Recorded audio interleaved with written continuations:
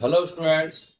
आज पुनः नए वीडियो के साथ 12वीं क्लास का पहला लेसन चल रहा है। Solution means billion. बिलियन के अंतर्गत हम जो चर्चा चल रही थी, हमने आपको मूलरता से पढ़ाया है। आज मैं बता रहा हूँ आपको मूलरता और मूलरता में अंतर परीक्षा में पूछा जाता है। तो ये आपसे बनना चाहिए, इसको नोट भी कर लेंगे। तो मूलरता और मूलरता में अंतर के लिए सबसे पहले आपको तो वही परिभाषा लिखना है कि 1 लीटर बिलियन में क्या लिखोगे। इसको माना जाएगा 1 लीटर बिलियन में 1 लीटर बिलियन में उपस्थित उपस्थित विलेय के मोलों की संख्या को विलेय के मोलों की संख्या को उस बिलियन की मूलरता कहते हैं। ये तो परिभाषा है, ये तो पहले अंतर में आपको लिखना ही है। 1 लीटर बिलियन में उपस्थित विलेय के मोलों की संख्या को उस बिलियन की मोलरता कहते हैं। और इसमें लिखेंगे 1 किलोग्राम विलायक 1 किलोग्राम विलायक में उपस्थित विलेय के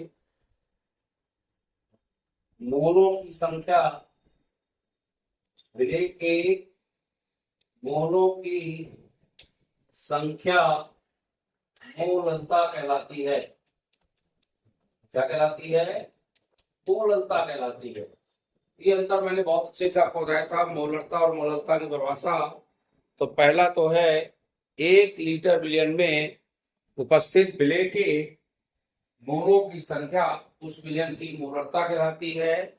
और 1 किलोग्राम विलायक में उपस्थित जो आपके विलेय के मोल हैं उनकी संख्या क्या कहलाती है? आपकी मूलरता कहलाती है। मूलरता में किलोग्राम विलायक आता है और मूलरता में 1 लीटर बिलियन आता है। क्लियर है? तो पहला अंतर तो सोलो लिख लेंगे क्योंकि डेफिनेशन है। दूसरे में अंतर होगा, मूलरता को कैपिटल एम से प्रदर्शित करते हैं। या आपको ये भी बताया था मैंने, ये भी नोट कर लीजिए। ये भी अंतर आप लिख लोगे। इसका अंतर पहला हुआ। दूसरा इसका अंतर, मूलरता को मूलरता को स्मॉल एम से प्रदर्शित करते हैं। दो अंतर तो कंफर्म हो गया आपको। और 2 नंबर में है तो 2 जो लिखना, इसके ऊपर नहीं लिखना। मूलरता को स्मॉल एम से प्रदर्शित करते हैं और मूलरता को स्मॉल एम से और मूलरता को कैपिटल एम से प्रदर्शित करते हैं। जो मूलरता होती है तापक्रम पर निर्भर होती है। इसमें तीसरा लिख देंगे, मूलरता तापक्रम पर निर्भर करती है। तापक्रम पर निर्भर होती है। ये टेम्परेचर पर निर्भर होती है, कितना ताप है ये निर्भर करती है। और मूलरता तापक्रम के साथ परिवर्तित नहीं होती है। मूलरता, इसमें लिखोगे मूलरता तापक्रम के साथ परिवर्तित नहीं होती है। यानी इसमें ताप की कोई आवश्यकता नहीं पड़ती, परिवर्तित नहीं होती है। मूलरता जो है तापक्रम पर निर्भर करती है, निर्भर होती है, तापक्रम पर निर्भर करती है। और मूलरता तापक्रम के साथ परिवर्तित नहीं होती है। ये ध्यान रखेंगे। 3 अंतर बहुत बखूबी आपको पता हो गया। मूलरता के विलयन के आयतन पर विचार करते हैं। इसमें लिख देंगे मूलरता के चौथा 40 तक पढ़ना है आपको, लिख लीजिए। मोलरता में विलयन के, मोलरता, देखिए इसमें मोलरिटी कहलाती है इंग्लिश में। मोलरता में विलयन के, मोलरता में, नोट कर लें, विलयन के, देखिए मोलरता के विलयन में, मोलरता में विलयन के आयतन पर विचार करते हैं। मोलरता के विलयन में आयतन पर विचार करते हैं। तो ये तो आपको इसलिए पता होगा कि प्रवासी में लिखा है आयतन है, विलयन है।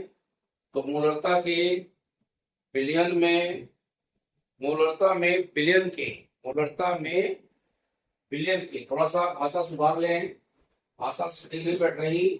मोलरता में विलयन के आयतन पर विचार करते हैं। मोलरता जो होती है उसमें विलयन के आयतन पर, और मोलरता में, मोलरता में क्या आएगा, विलायक आएगा। मोलरता में विलायक के द्रव्यमान, इसमें द्रव्यमान से मतलब है विलायक के द्रव्यमान पर विचार करते हैं। बहुत सरल अंतर है, आप नोट कर लीजिए। मोलरता में विलयन के आयतन पर विचार करते हैं और मोलरता में विलायक के द्रव्यमान पर विचार करते हैं। बिल्कुल जनरल अंतर है, इनको अच्छे से लिख लें। एक बार मैं फिर बता दूं आपको, मोलरता और मोलरता में 1 लीटर विलयन में उपस्थित विलय के मोलों की संख्या को उस विलयन की मोलरता कहते हैं, और 1 किलोग्राम विलायक में उपस्थित विलय के मोलों की संख्या को मोललता कहते हैं। ये तो बहुत अच्छे से मैंने उस दिन बताया था, मैं आज को फिर आपको बताने जा रहा हूं, तो इसको अच्छे से नोट करें। 1 लीटर विलयन में उपस्थित विलय के मोलों की संख्या उस विलयन की मोलरता कहलाती है, और 1 किलोग्राम विलायक में उपस्थित विलय के जो मोल, विलायक में उपस्थित विलय के मोलों की जो संख्या है वैसे मोललता कहते हैं। मोलरता को हमेशा कैपिटल एम से दर्शाते हैं और मोललता को हमेशा स्मॉल एम से प्रदर्शित करते हैं। स्मॉल एम से मोललता को और कैपिटल एम से मोलरता को दर्शाते हैं। तीसरा है मोलरता तापक्रम पर निर्भर होती है। तापक्रम पर निर्भर बता दिया मैंने, विलयन है उसमें कितना टेम्परेचर है, क्या हो रहा है, कितने लोग घूम रहे हैं। लेकिन मोललता में तापक्रम के साथ परिवर्तन नहीं होता है, या मोललता तापक्रम के साथ परिवर्तित नहीं होती है। इसमें लिखोगे मोललता, मोलरता तापक्रम पर निर्भर करती है, जबकि मोललता तापक्रम के साथ परिवर्तित नहीं होती है। लास्ट अंतर है, मोलरता में विलयन के आयतन पर विचार किया जाता है।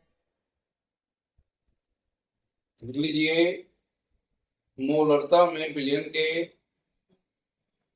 आयतन पर विचार करते हैं और मोलरता में विलायक के द्रव्यमान पर विचार करते हैं। यह मोलरता और मोलरता का अंतर था, इसको अच्छे से नोट करें जिससे आपसे ये अच्छे से बन सके। अब हम इस पाठ में आपको बताएंगे और भी महत्वपूर्ण चीजें जो परीक्षा के लिए बहुत इंपॉर्टेंट है और परीक्षा में पूछी जाती है। क्लियर है सभी को? इतना पहले इसको नोट कर लें। क्या नोट करने को मैंने कहा है? मोलरता और मोललता में अंतर नोट करने को आपको मैंने अभी कहा है, आप इसको नोट कर लीजिए। सभी लोग नोट कर लें, फिर आगे चर्चा अपन करते हैं। इसको नोट कर ले, पहले मैं थोड़ा सा लिखे हुआ अभी आपको, ताकि आप इसको अच्छे से नोट कर सकें और आपको समस्या ना आए। थोड़ा सा ध्यान रखिएगा मेरी बात को, ये क्वेश्चन इंपॉर्टेंट है और परीक्षा में अधिकतर पूछा जाता है।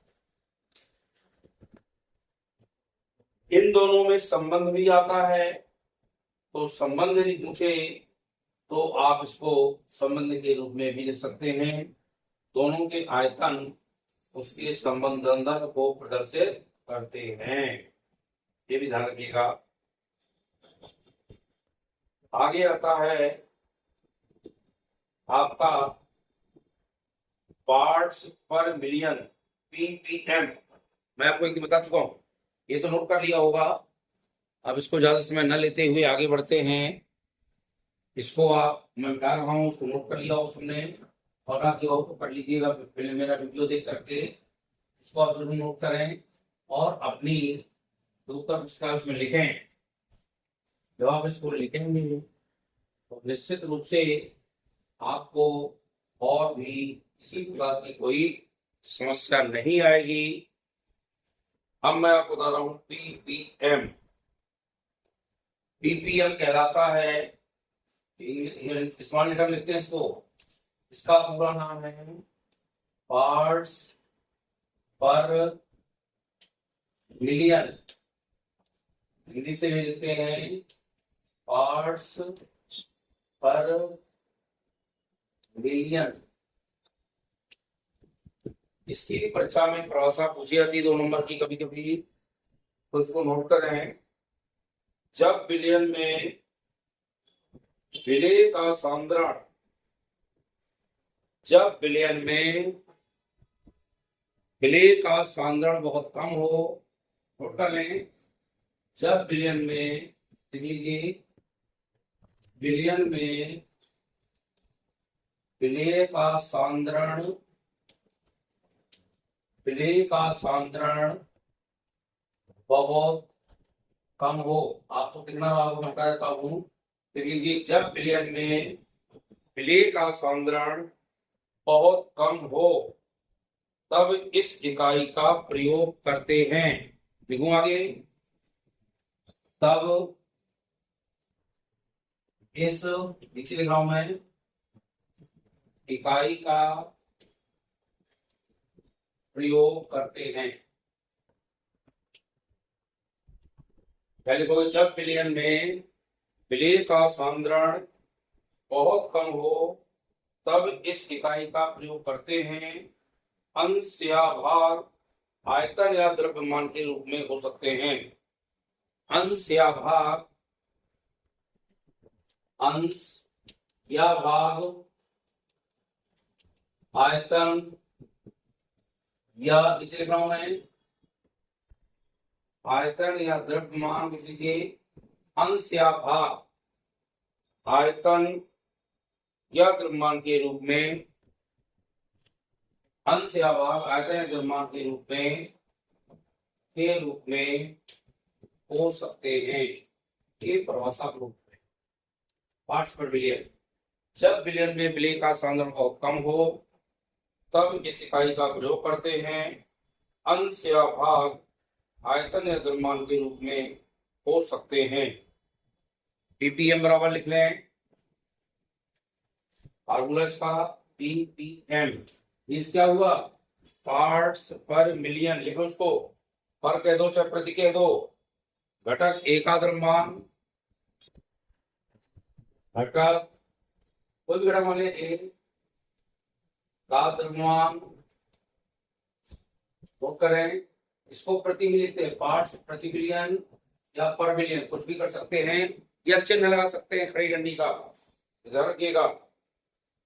घटक ए का द्रव्यमान बटे बिलियन का कुल द्रव्यमान बटे बिलियन का कुल द्रव्यमान। इस तरह मैं सवाल बता दूंगा, आपको ध्यान रखिएगा, तीन लाइन का घटक ए का द्रव्यमान बटे बिलियन का कुल द्रव्यमान गुणे, गुणे करें इसमें 10⁶ मल्टीप्लाई करें 10⁻⁶ पीपीएम बराबर होता है घटक A का द्रव्यमान बटे विलयन का कुल द्रव्यमान गुणे 10⁶। इसको आप लोग नोट कर लें पीपीएम। फिर सुन रहे चाहे पार्ट्स ये चिन्ह लगा दो, पर मिलियन लिख दो, चाहे ये न लगाओ तो पर लिख दो, ये दोनों लिख के प्रति लिख दो, कुछ भी लिख सकते हो। फिर सुन लीजिए, जब विलयन का सांद्रण बहुत कम होता है या वो, तब इस इकाई का प्रयोग करते हैं। तब इस इकाई का प्रयोग करते हैं अंश या भाग आयतन या द्रव्यमान के रूप में हो सकते हैं। घटक कुछ भी ले सकते हैं। मान लो विलेय कुछ कुछ ले लिया, विलेय कहते हैं उसका घटक कहें, चीज वो ही है तो घटक A का द्रव्यमान, द्रव्यमान जो दिया होगा बटे होगा विलयन का कुल द्रव्यमान। विलयन में जो जो चीज मिली होगी, मान लो हमने दो चीज मिला दी, एक आपको 100 ग्राम जल्दी पानी दिया, 80 ग्राम और 20 ग्राम मिला दिया उसमें एथिलीन ग्लाइकॉल, तो एथिलीन ग्लाइकॉल का कितना हो गया, जितना होगा वो निकाल लेंगे A का द्रव्यमान, और विलयन का कुल द्रव्यमान क्या होगा, पानी भी मिला है एथिलीन ग्लाइकॉल भी मिला है, इन दोनों का कुल द्रव्यमान निकाल लेंगे। जब दोनों को द्रव्यमान निकालेंगे मल्टीप्लाई कर देंगे 10⁶ का, तो सीधे सीधे आपका आंसर आ जाएगा। और आप पार्ट्स पर विलयन इस तरह से निकाल सकते हैं। इसकी परिभाषा भी 2 नंबर में पूछी जाती है। ये परिभाषा भी आप अच्छे से इसको नोट कर लें, और परीक्षा में जिस तरह से भी पूछा जाए आप उसको अच्छे से लिखें। और इस तरह से वीडियो को आप हमारे लाइक शेयर करें, और जो नए स्टूडेंट जुड़ते हों वो हमारे चैनल को सब्सक्राइब करें, जिससे आपको इस तरह की वीडियो मिल सकें, और इस प्रकार से आप देखते रहें वीडियो। बहुत बहुत धन्यवाद।